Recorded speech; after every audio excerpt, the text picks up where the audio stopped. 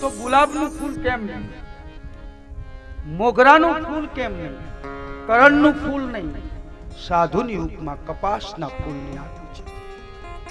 શું કામ? તો કે સાધુનું જીવન કપાસના ફૂલ જેવું ઉજળું હોવું જોઈએ. કદાચ જો ગુલાબનું આપે તો એમાં કલર પણ હોય, એમાં રંગ પણ હોય, એમાં સુગંધ પણ હોય, એમાં રસ પણ હોય અને એમાં ફળ પણ હોય. તો સાધુનું જીવન રસમય ન હોવું જોઈએ.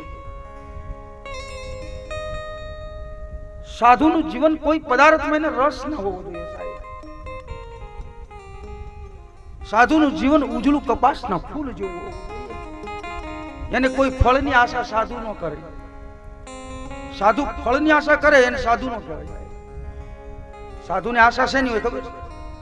અરે સાધુ હે ભાવ કા ભૂખા, धन का भूखा नहीं,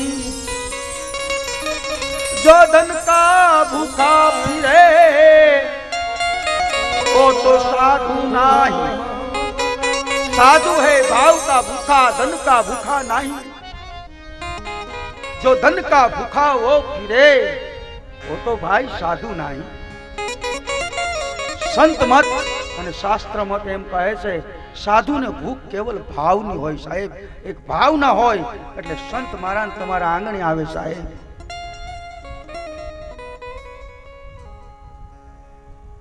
અને જે કારણ કે એમ પોતે સાધુ છે અને જો ધનની ભૂખ હોય,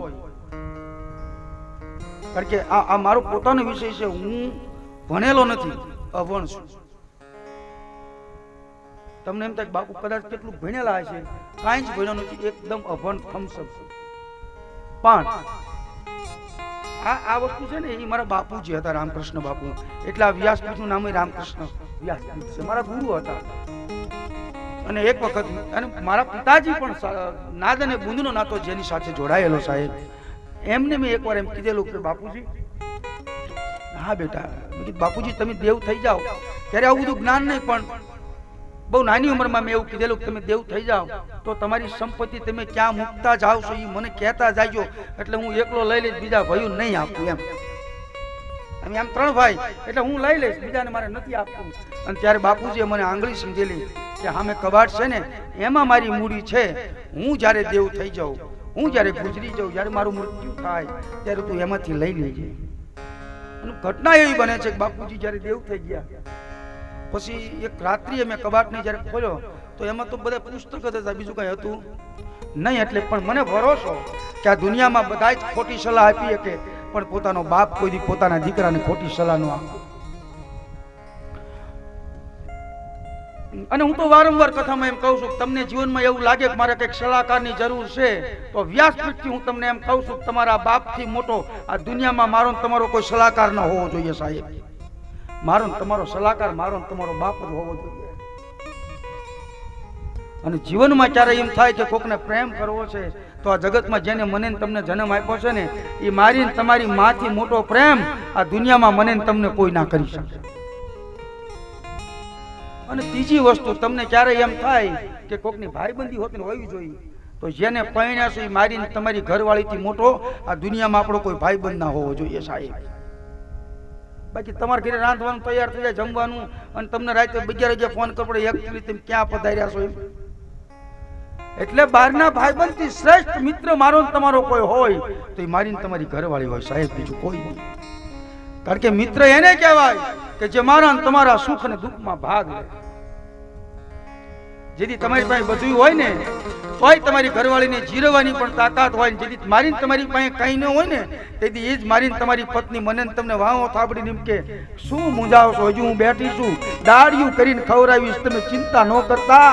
એમ નહીં સાહેબ, જેથી મારા ને તમારા છોકરા મારા ને તમારાથી દૂર વયા જાય, જેથી મને તમને બોલાવતા ન હોય તેથી આ જીવને કોઈ હિંમત આપે ને તે મારી તમારી ઘરવાળી હોય સાહેબ. એ જ કહી શકે મારા ઘરેણા વેચી નાખો, ફલાણું કરી નાખો, આમ કરી નાખો, હું દાડીએ જઈશ, તમે ચિંતા ન કરશો, આપણે બે તોય જીવન જીવશું, આપણે એમ નહીં જ કઈ મરી જવાનું. આવી બધી વાતો આપણી ઘરવાળી કરે. બાકી બહારના ભાઈબંધ તો ઘડી પૂરતા સંપત્તિ હોય ત્યાં સુધી જ હોય, પછી કોઈ ન હોય સાહેબ. પણ સમજવું એ બહુ અઘરું છે બાપ. બહુ એટલે તો આ સંસારના સારને સમજવો ને બાપ, એ જલ્દી કોઈને નથી સમજાણો.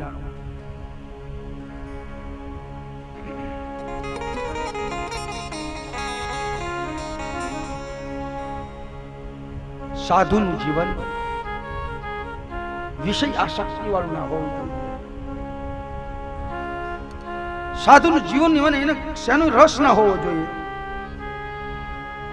અને સારા વસ્ત્ર આમ તેમ. સાધુ કેવલ ભાવ ભૂખ્યો હોય. સંત એને કહેવાય સ્વયં પોતે દુઃખ વેઠે અને આ જગતને સુખ આપે, એનું નામ સાધુ છે. પોતે દુઃખ વેઠે અને જગતને સુખ આપે, આનું નામ સાધુ.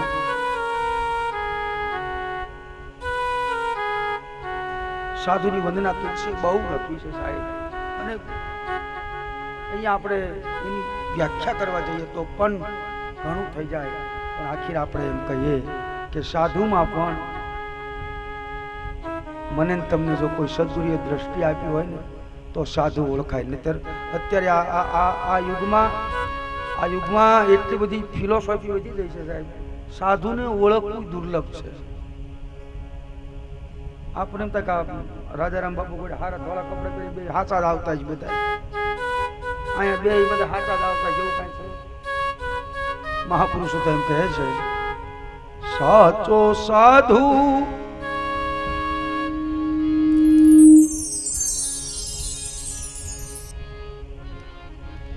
સાચો સાધુ એમ ઓળખાય,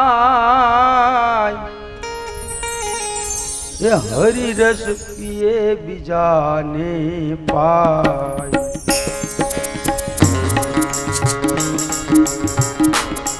એ સાધુ સંત ઓળખાય, હરિ રસ પીવે બીજાને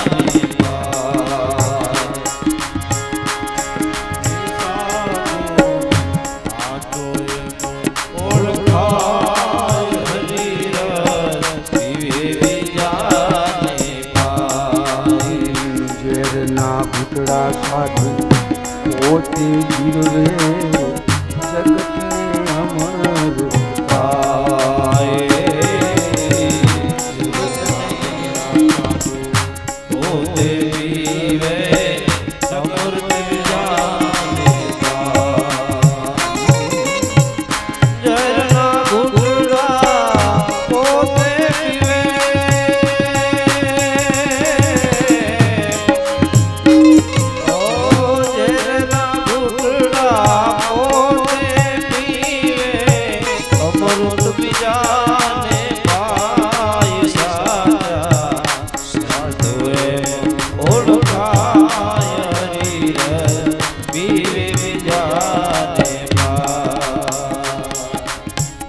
સાચા સાધુ એમ ઓળખાય કે હરિ રસ પીએ બીજાને પાય. આગળ કહે છે કે સાગર જેવા દિલડા જેના ઈ કદી ન સલકાય. સાચા સાધુ એમ ઓળખાય, હરિ રસ પીએ બીજાને પાય. સાધુ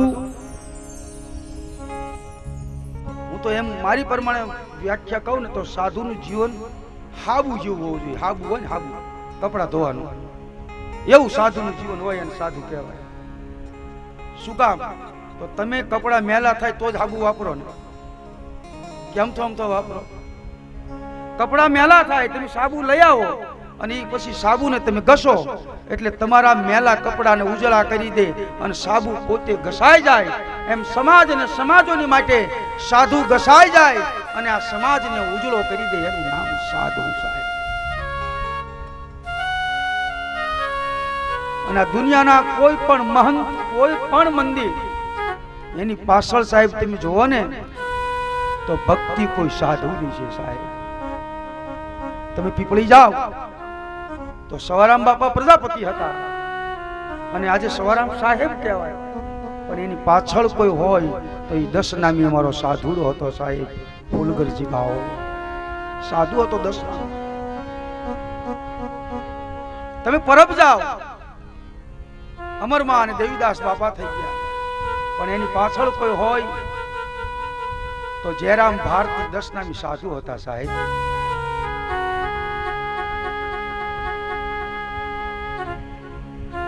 પાળિયાદ જાઓ આપા વિહામણ પાતામણ, પણ ચંદનનાથના ડુંગરે એક લોટો જેને દૂધ પાયું છે સાહેબ, એ ચંદનના સાધુ હતા. દુનિયાના કોઈ પણ ઇતિહાસને લઈ લો ને સાહેબ, એની પાછળ મૂળ સાધુ પુરુષ છે. એટલે કદાચ તુલસીએ સાધુની વંદનામાં સાધુનું જીવન કપાસના ફૂલ જેવું કીધું છે. કોઈ રંગ નહીં સાહેબ, કોઈ રંજ નહીં. જીવન જીવે ત્યાં સુધી ઉમંગ. અને વળી કેવી ગવર્મેન્ટ નોકરીઓ. હા, ગવર્મેન્ટની નોકરી તૂટી પડે સાધુ કઈ. અમારે સાધુડો જો સવારમાં વહેલા જાગીને પૂજા ન કરે ને તો આખું ગામ ગગલાઈ નાખે. હજુ ચંબાવાજી પૂજા નથી કરી, 150 થયા હે. અને એને સાધુને આપવાનું થાય ત્યારે કે તમારે કઈ ખરું, તમને માજુ મળે છે, તમારે શું ફાયદે છે. જો તો ખરા સાહેબ, આપણી સંસ્કૃતિ હતી, આપણી સંસ્કૃતિ આપણે હાથે કરીને ટાળી દીધી. સવારમાં પહેલા સાધુ આવતા મારા તમારા ઘરે ભિક્ષાવૃત્તિ કરવા માટે. એ લોટ લેવા નતા આવતા, મારા તમારા ઘરનું પાપ લેવા આવતા. અને સાધુ સવારમાં આવીને એમ કહે સીતારામ સીતારામ, અને તમે શક્તિ લોટ આપો એટલે એમ કે ઠાકર લેખે. તો સાધુની પાસે એવું શું જમા હતું કે તમારા પાપનું પ્રાયશ્ચિત 1 મિનિટમાં કરી દેતો સાહેબ. અહીંયા ઊભા ઊભા તમે એમ સીતારામ કે તમે એને એક શક્તિ લોટ આપો એટલે એમ કે ઠાકર લેખે. શું કામ કે હું 2 ટાઈમ મારા ઠાકરની જે ભક્તિ કરું છું, હું 2 ટાઈમ મારા ઠાકરની જે પૂજા કરું છું, મારા ઠાકરને જે થાળ ધરાવું છું ને, આનું પુણ્ય તમને લાગુ પડે. અને સાધુ તમારા ઘરેથી પાપ લઈ જાય સાહેબ. એટલું નહીં, 11 વાગે એટલે બ્રાહ્મણ આવે. સાધુ વ્યા ગયા પછી 11 વાગે બ્રાહ્મણ આવે, અને બ્રાહ્મણ આવીને એમ કહે દયા પ્રભુની ધર્મની જય. શબ્દને યાદ રાખજો. બ્રાહ્મણ શું બોલે? દયા પ્રભુની ધર્મની જય. અને હાંજે છેલ્લે પછી ઓલી દાંતણ નાખવા આવે ને, દાંતણ નાખવા આવતા ને પેલા તમારે આવતા નતા આવતા, ઈ આવીને એમ કે બેન રોટલો હોય તો આપશે. આ 3 વસ્તુને ભેગી કરો તો ખબર પડે.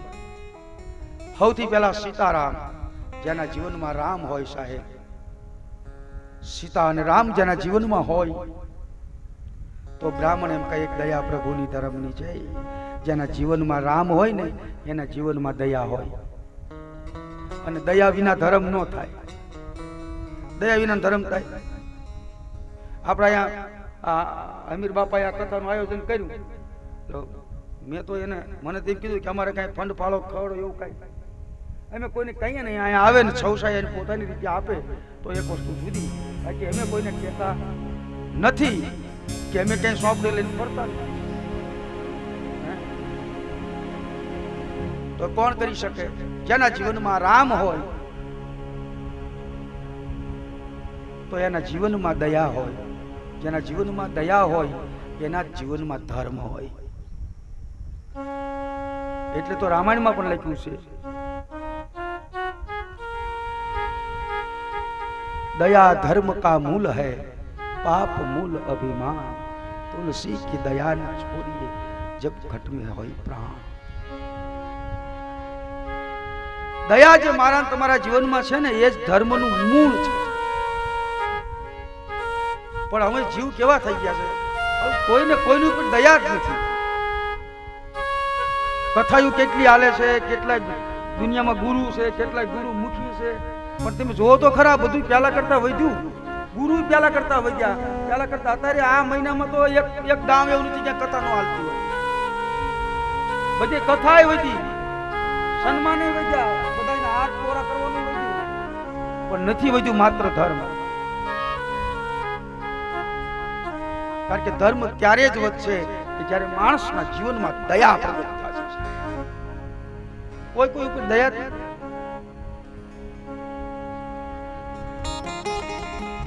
तो बाप दया धर्म का मूल है, पाप मूल अभिमान. એટલે હાંજે પછી દાંતણ મૂકવા આવે એટલે કે બેન રોટલો આપજે. શું કામ? જેના જીવનમાં રામ હોય તો દયા હોય. દયા ધર્મ કા મૂળ. આ બ્રાહ્મણ બોલે દયા પ્રભુ દયા.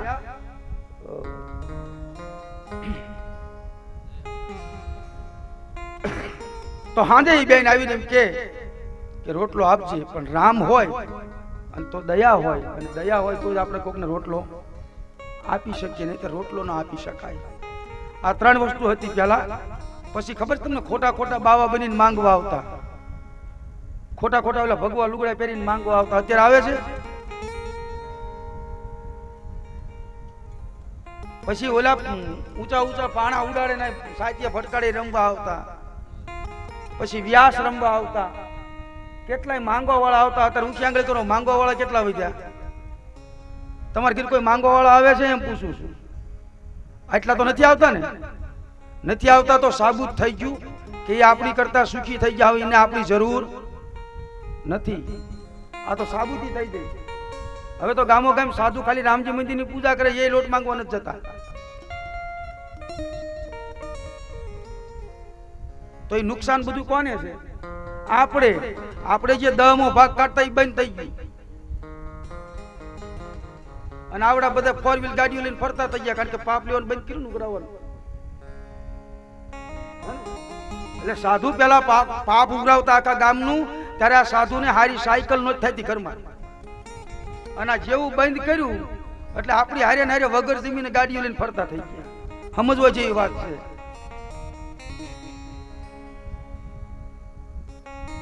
તો બાપ, સાધુ ચરિત્ર શુભ ચરિત્ર કપાસુ. સાધુ ચરિત્ર શુભ ચરિત્ર કપાસુ. સાધુ ચરિત્ર શુભ ચરિત્ર કપાસુ. સાધુ ચરિત્ર શુભ ચરિત્ર કપાસુ. રસ વિસદ ગુણ રસ ગુણમય ફળ જાસુ. દોષ દુઃખ પરસિદ્ધ દ્વારા. દોષ દુઃખ પરસિદ્ધ દ્વારા. જગ જસ પાવા.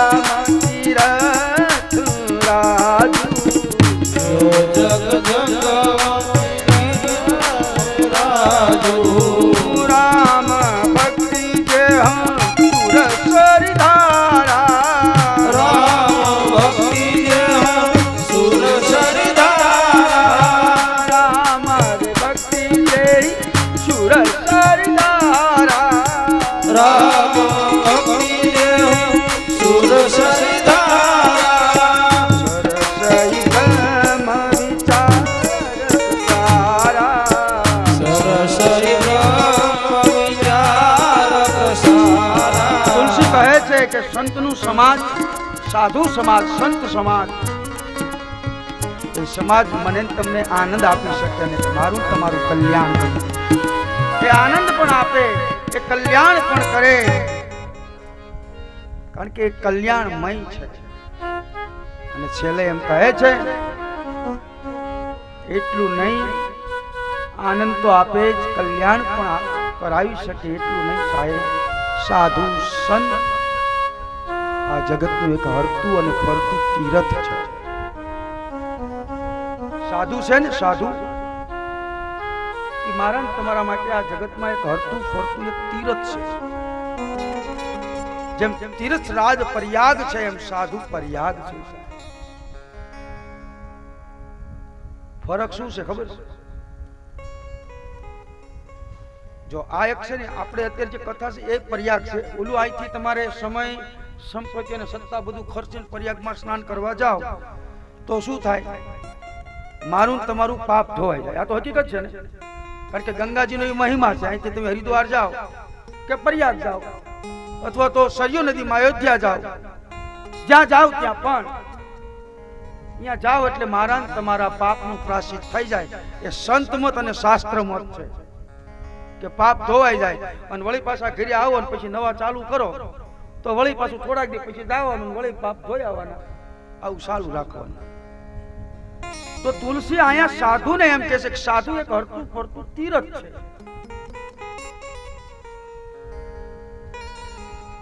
તો ઈ શું છે ખબર? બાહિરિક આ શરીરનું પાપ ધોવા માટેનું તીરથ નથી. સાધુ તીરથ જે છે ને ઈ ભીતરને ધોઈ દે છે. કારણ કે ઓલું તો તમારા શરીરમાં જે પાપ છે એને ધોઈ શકે, પણ સાધુ તો તમારા મનને પવિત્ર બનાવી દે. સાધુ મનના મેલને ઉજળો કરી દે. આનું નામ સાધુ સાહેબ. તમારા મનને શુદ્ધ બનાવી દે. તમને તમારી વાણીથી સાહેબ છોડાવી દે. તમારું જીવન બદલાવી દે સાહેબ. તમારા જીવનને ઉજળું કરી દે. એટલે હું તમને પહેલા એમ કહું છું કે આ જગતમાં સંત જે કરી શકે ને, જગતમાં જે સાધુ કરી શકે સાહેબ, એ કોઈ ના કરી શકે. બહુ દૂર નથી જવાનું સાહેબ.